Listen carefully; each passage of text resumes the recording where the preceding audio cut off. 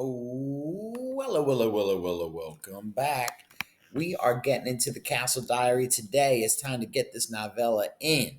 All right, so as we're going through the Castle Diary Journal of Tobias Burgess, we're going to learn about the medieval ages, but we're also going to learn about this essential question here.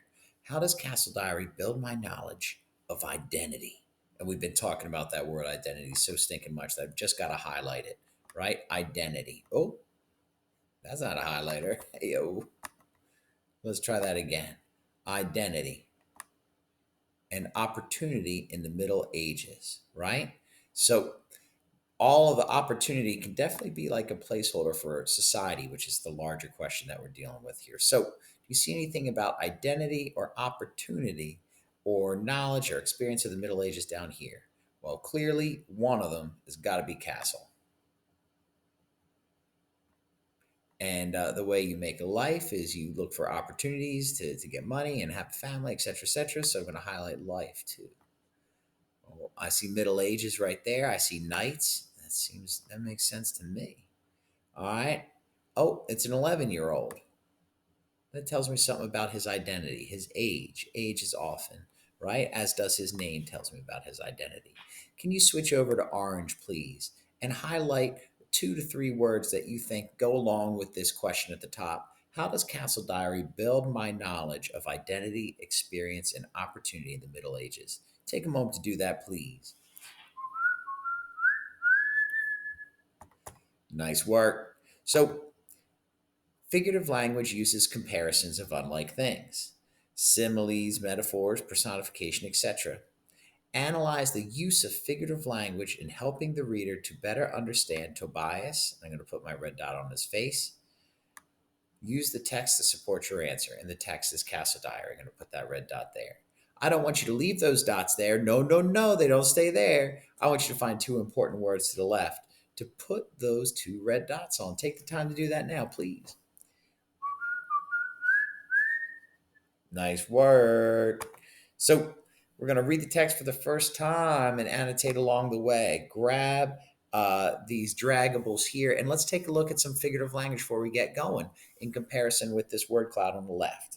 So a simile compares two like things using like or as, cute as a button, like peas in a pod, which is kind of a idiom as well.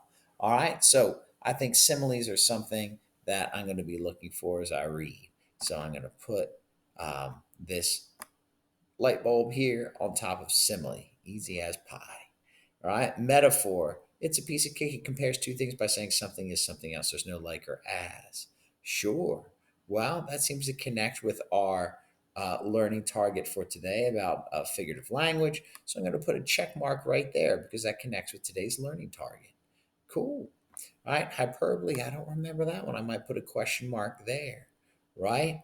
And then personification is make a non living thing seem human, right? Here's the talking ice cream there, right? And here's personification. That's a non living thing that seems human. The ice cream was calling my name. Hey, you over here. I'm ice cream. Yum. Okay. So, what do we notice on this page? Well, I notice a castle and it's got a lot of different parts. All right. You can take a look at the page in the actual book you're holding now to get a sense of that. And then you see this next picture here, and it looks like some people are leaving a pretty big home.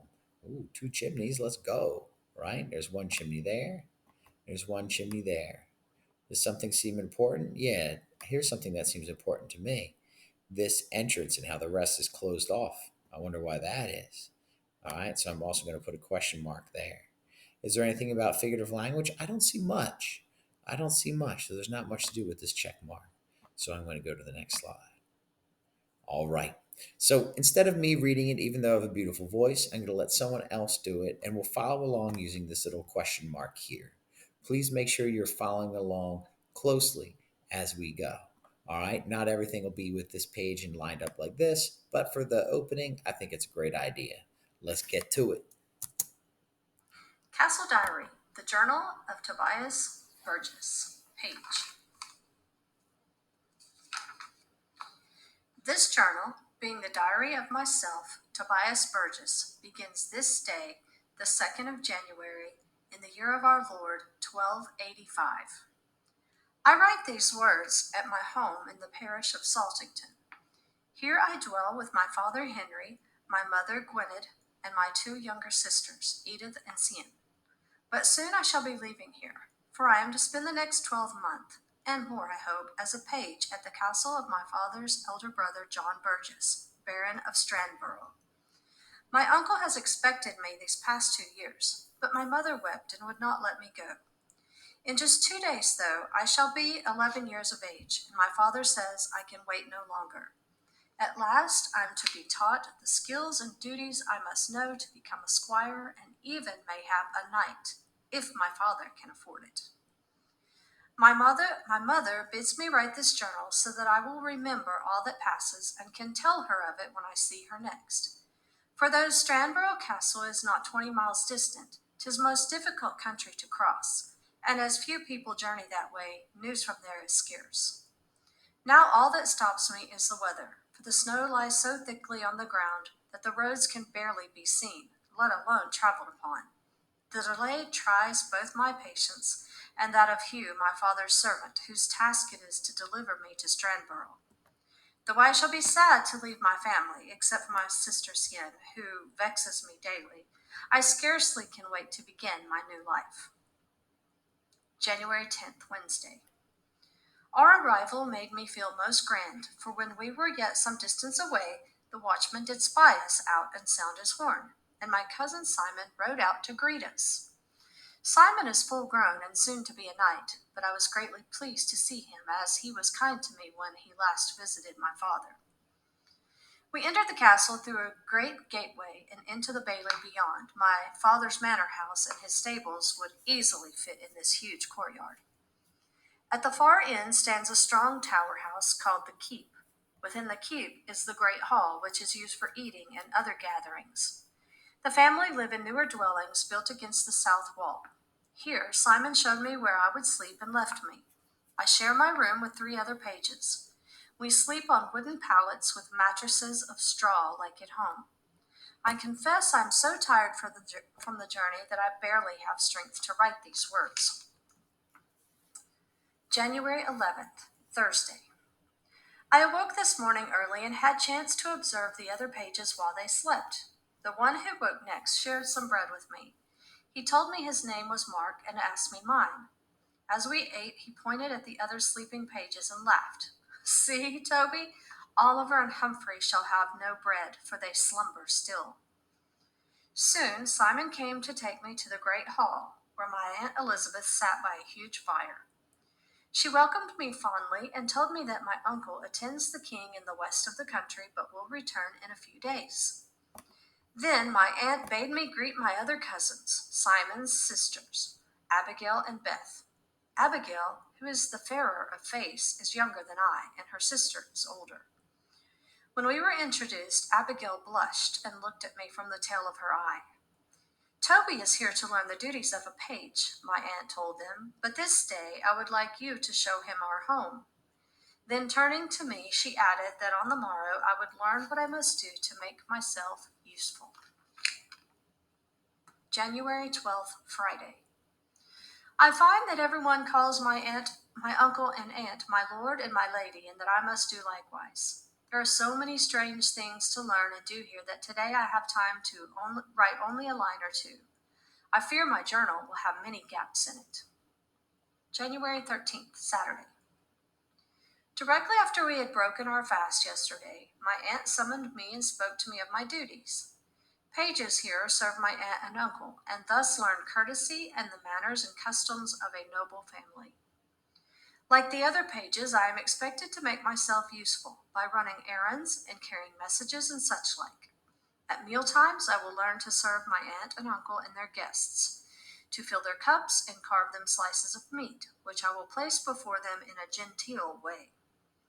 But as I am her nephew, I am also to be my aunt's personal page, and must hold myself ready at all times to attend to her. Though I thought this an honor, Humphrey, who is the oldest of the pages here, scorned it, saying my aunt will have a sharper eye than most for my errors. Much of this seemed to me to be dull stuff, so I asked my aunt if I might also ride in a hunt. She did not answer, but instead told me of my studies. The castle chaplain is away at present, for he visits with the bishop, but on his return I will join the other pages under his tutelage. With this, my aunt bade me make myself familiar with the many buildings and places within the castle walls, and then dismissed me. January 4th, the Lord's Day. 'Tis noon, 'twas my task to serve my aunt at table. This noon 'twas my task to serve my aunt at table, though I fear that through the nervous shaking of my hand as much food fell to the floor as was placed before her.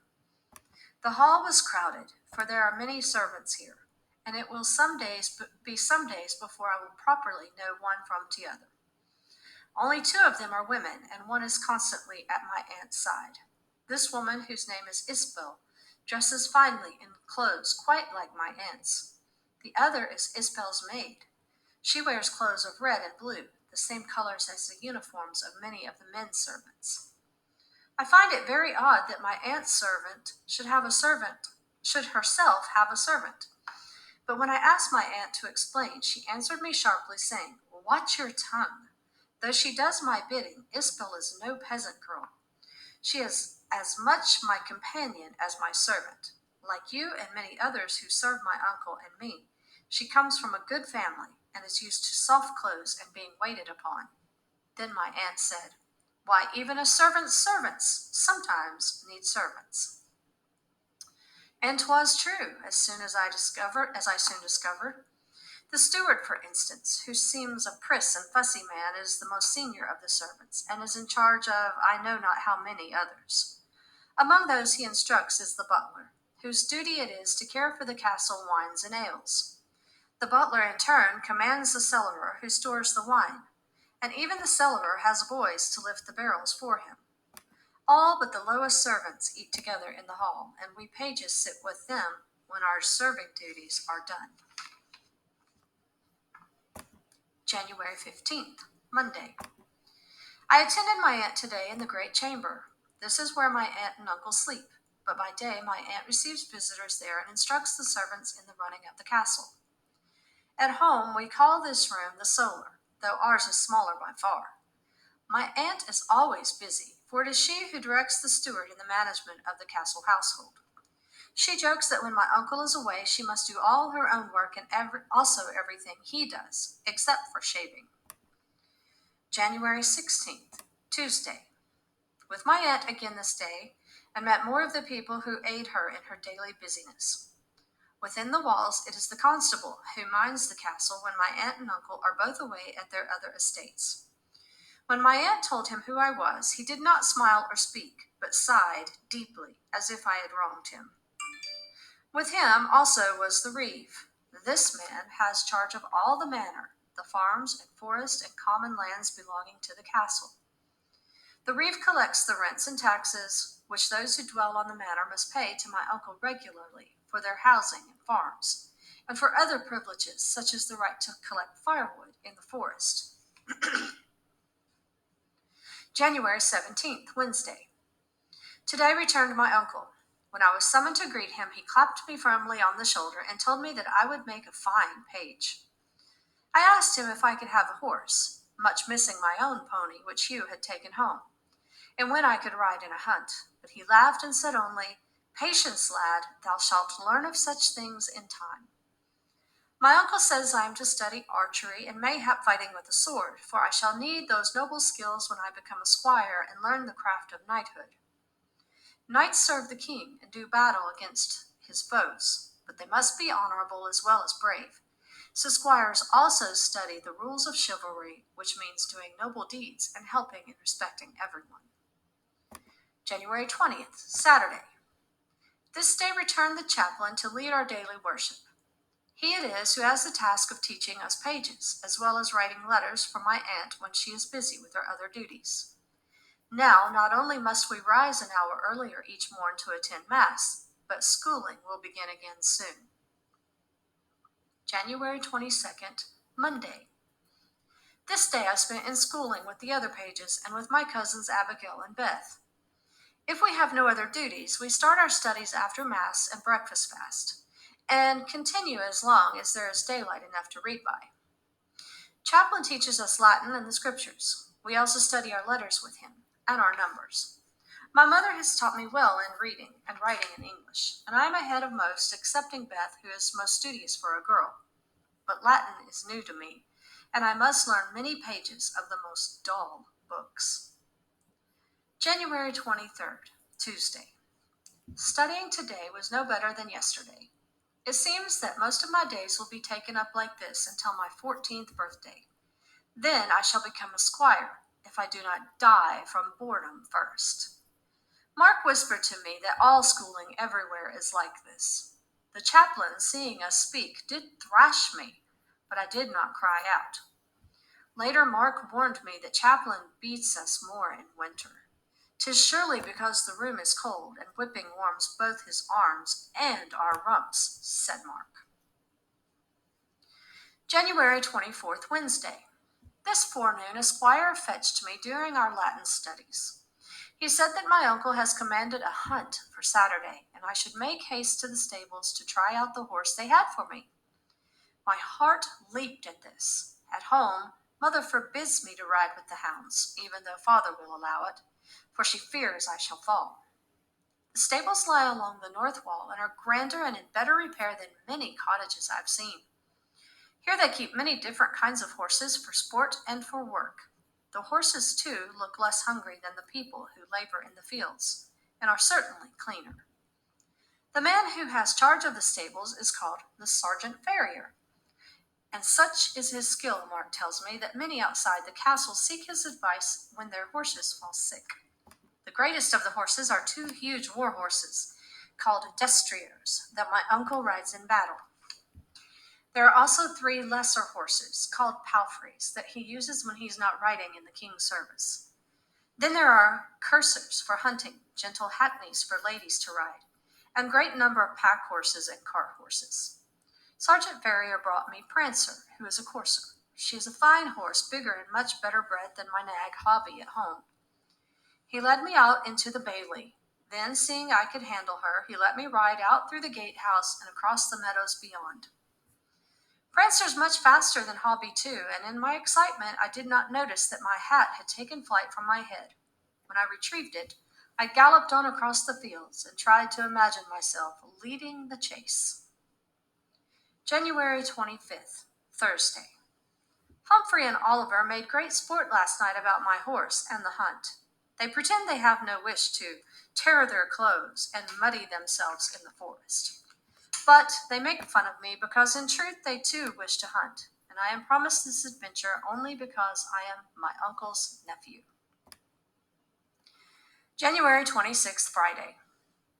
We teased without mercy again today, but this time by Mark, because he says while sleeping I did gallop as if my bed were a horse, and woke them all by shouting, "Whoa, stow!" and such other hunting calls. For lateness at school, Mark was punished with a finger pillory. I laughed, and for this had to join him. Chaplain made us stand 1 hour with our fingers held tight between the pillory's boards. I fear I shall sleep as little as a cat tonight, for my mind spins with the thoughts of the morrow's venture. I pray that it will be a success. January 27th, Saturday. The baying of hounds woke me before dawn this day, and I opened the shutter just in time to see the kennel lads fixing bells around the dogs' necks, which I thought most odd. Breakfast was a much grander affair than the bread and ale that we usually enjoy, for gathered with my uncle in the hall were many other noble folk from neighboring manors. The talk was all of the hunt. It seems that my uncle's manor is a better place than most for such sport. He and his squires hunt deer, or hare, or fox each week at least, though rarely with so many noble friends. Today, though, we are to hunt boar, which is the most exciting and dangerous of all quarry. This, I learned, is why the dogs wear bells. The noise of them scares the beast, which otherwise is so fierce it will kill half the pack. At last the signal was given and the hunt set off. We rode from the castle to the forest edge before releasing the hounds, but then, though I followed as fast as I dared, I was soon left far behind. Ahead of me I could hear the hounds baying with great excitement, and I guessed they had found a boar. Then I heard the huntsman signal the end of the chase with a long note of his horn, and I knew I had missed the best moment. The tracks of the horses led me to a clearing where the huntsman had already cut open the beast and given its guts to the dogs. A squire that I did not know told me the boar had fought bravely, turning at the end to face the pack. But the hounds had kept the boar at bay until the huntsman could surround it and kill it with spears and swords. I was sore dismayed not to have seen such a sight. What's more, I lost my way on the journey back to the castle. 'Twas dusk before I returned, and now I have had no supper. And we'll stop there for this morning or afternoon. Nice job, everybody, for the moment. Keep it up.